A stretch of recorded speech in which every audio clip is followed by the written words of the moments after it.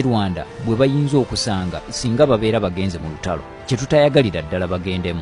Mu by'okulwanyisa Uganda nawe erinawo kenkizo nnene. Ennyonyi ennwanyi erina ezisoba mu 50 okuli fighter jets 13, trainer jets 10, namunkanga 28 wamu n'endala. Waliwo Russian Sukhoi Su-30 fighters ne bombers.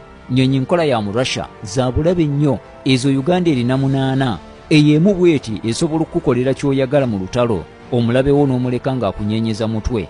Kati bw'ogattako MiG-21 zino nazo Uganda yazigula mu Russia era zirabiddwako enfunda eziwerako mu kwolesa ebyokulwanyisa naddala ku mikolo egy'amaanyi mu ggwanga.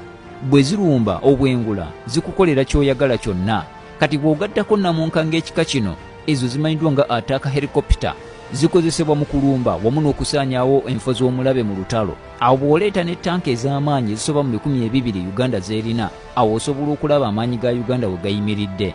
Rwanda ku by'ennyonyi okusinziira ku bimanyiddwako eri mu nnyonyi nga 20 zokka, okuggyako ng'erinayo ezitamanyiddwa, naye ezo abanoonyereza ze bamanyiiko. Kati awo ndowooza ofunye ekifaananyi singa lubeera lutalo.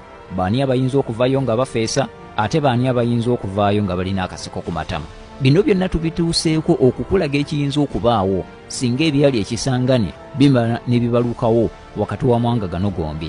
Omanye ebintu bino ne bwe tunaabisiriikirira nga tetukoze ku nsonga zino tugenda kuba tuziika mawanga gaffe gano gombi. Oli ayinza okugamba lwaki twanika ebyokulwanyisa by'amawanga gano nti kiteeka ebyokwerinda byago mu katyabaga. Akale ekyo tetukiganye. Naye kigasa ky'okwanika eby'Abamerika, eby'Abangereza, eby'Abafalansa, eby'Abajamani awamu n'abalala ebyaffe ne tubyogerako mu kiseera ng'ebikozesebwa mu kutta bantu. Eby'e Rwanda bwe bityo bwe byatandika mu 1994 nga bannamawulire okwogera ku nsonga ezo. Ebimotoka ebyaliko ebijambiya n'obusaale n'ebintu ebirala ebyakozesebwa n'obubazzi n'obukumbi ebyakozesebwanga mu kutta abantu mu Rwanda byayingiranga mu Rwanda ng'ensi eraba, nga munnamawulire afulumya amawulire ago taddamu kulabwako. Bakubuuza wabijjeewa, you are inciting violence, mukuma omuliro mu bantu. Gye byaggweranga nga bannamawulire babeegayirira bwegayirizi okwanika ebikolobero ebikolebwa mu Rwanda, ensi yonna ebimanye esobole okuyamba. Naye nga mu kusooka gwali musango okubyogerako, nze okusiriikirira embeera embi tekimpa ssanyu. Abantu batandika okufa ate ndyoka enveeyo. Nze muntu atayagalira ddala kukola mawulire ga kufa, naye njagala nnyo nkola amawulire ag'okutaasa. Naye byonna gye bigenda, eky'olutalo si y'enkola gye tulina okuyitamu okugonjoola ensonga zino. President Kagame amanyi bulungi nnyo obukodyo President Museveni bwe yakozesanga okumuyambako okusuula gavumenti ya Juvenile Habyarimana ey'Abahutu, nti President Museveni asobola naye okumukola kye kimu kye yakola Habyarimana. Jjukira RPF yasimba kuno amakanda n'egenda n'erumba Rwanda. Y'ensonga lwaki Kagame alumiriza nti wano waliwo abayeekera abaagala okumuggyako, kubanga akimanyi bulungi nti naye yabeeranga kuno ng'omuyeekera. Kati bye tulaba olwaleero Kagame bye yeemulugunya ne munne gwe yaddira mu buyinza eyattibwa Juvenile Habyarimana naye yabyemulugunya era ku Uganda. Kati ate saagala weerabira ekifo kya Paul Kagame bwe yali ng'akyali kuno. Nakugambye nti yali mbega mu kitongole kya Directorate of Military Intelligence DMI ng'abeera nnyo ku lusegere lwa President Museveni. Kati eyali mbegawo ow'oku lusegere bw'agenda n'akola amakaaga ge ewuwo oyinza obuteebaka. Kati President Museveni amanyi bulungi kiki munne ono kyali ne kyasobola okukola. Kyeva olaba nti ne mu mwaka ogwa 2021 kaabula katatu kubagane nga Museveni alumiriza Kagame okusuza abayeekera abaagala okumujja mu ntebe.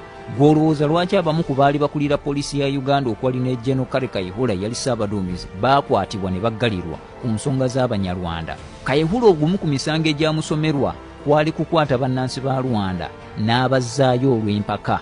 Abakulu abalala abali mu poliisi n'olwaliro bakyali mu nkomyo. Kyali kiwanvu okusinga nga bwe twakimanya.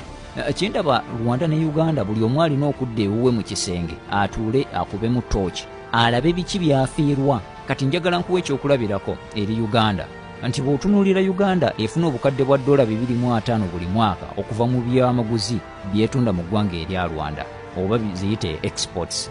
Rwanda yeefuna obukadde bwa $16 bwokka mu ebyo byetunda mu Uganda. Kati olaba awo Uganda nti yeesinga okufunamu. Bwe tunaatabuka kiba kitegeeza nti ssente ezo tubeera tuzifiiriddwa. Uganda erina abakozi ab'emitendera egy'enjawulo abali mu 3,000 abakola mu Rwanda, omuli abo ab'obukugu n'abo abatali ba bukugu. bwe tutakkaanya kiki ekigenda okuddirira ku bantu abo. Rwanda lyerimu ku mawanga agasinga okusindika kuno abayizi baago mu masomero ga Uganda. Bano baleeta ssente empitirivu mu byenfuna bya Uganda. Abalambuzi emitwalo 15 be bava mu Rwanda buli mwaka okuyingira Uganda. Tubakolamu obukadde bwa $500. Kati olaba bwe tutabuka ebyo byonna byakuggwaawo tubitunuulidde ku Rwanda ne Uganda ani agenda okusinga okufiirwa singa tutabuka. N'olwekyo gwe wenna alaba omunaala essaawa eno nga tonnaba kucacyanca ndizivuge Rwanda etumanye akatufaamu oba Uganda etumanye akatufaamu, lowooza ku nsonga ezo. Kye tulina okumanya nti Rwanda yeetaaga Uganda ate ne Uganda yeetaaga Rwanda.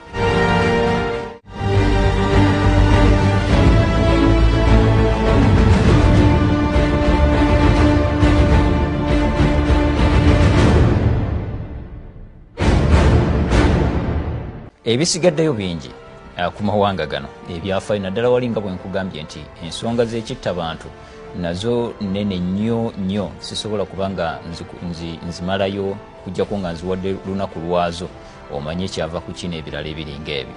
Naye ng'ebikwata ku Uganda ne Rwanda nga bw'olabye nga bwe nkugambye kino ekyo nja kukiddamu emirundi egiwerako nti tuyinza obutakubagana lwaleero naye tulowoozezza ku biseera ebijja mu maaso, ebiseera eby'abaana baffe ne bazzukulu baffe abanaabeerawo obaolyawo ffe nga tetuliiwo tubirowoozezaako. Olabye byonna ebigenda mu maaso, waliwo akakuku akaava mu myaka egy'enkaaga n'okutuusa olwaleero mu myaka egy'enkumi 2 akakuku kakyaliwo. Kati onkakasizaawa nti kati ebiriwo olwaleero mu gy'enkumi 2 tebiyitambule mpaka mu 2030 oba 40 oba 50 oba emyaka 5 egijja mu maaso. N'olwekyo okumalawo ebyo byonna binakolebwako lunaku lwaleero nga bwe tulabye. Sigenda kwongerezaako ku nsonga ezo, naye nga wali bwe musembeza ne nkugamba nti Uganda yeetaaga Rwanda ne Rwanda yeetaaga Uganda. Ekirina okukolebwa kutuula ku mmeeza kuteesa na kukkaanya awatali kwesonga mu midumu gya mmundu na kuggala nsalo n'ebirala ebiringa ebyo. Nagaana gundi gwe twesala nsalo genda woono naawe tosala nsalo genda woono. Okay, ensonga za Rwanda ne Uganda kanzikumi wano olunaku olwaleero, era abamu mubadde mubuuza ebibuuzo ebirala tujja kuba nga tubidda mu programu zaffe eziddako mpola kuba twetaaga okukwata ate ne ku nsonga endala ezigenda mu maaso mu nsi yonna. Olunaku olwaleero muzikirize enkumi wano programu omunaala bwetyo bwetambudde. Nsigadde ni muzzukulu wa Mugema Katumba Gerald ate tusinkane olunaku olujja Ssaabasajja Kabaka awangaale.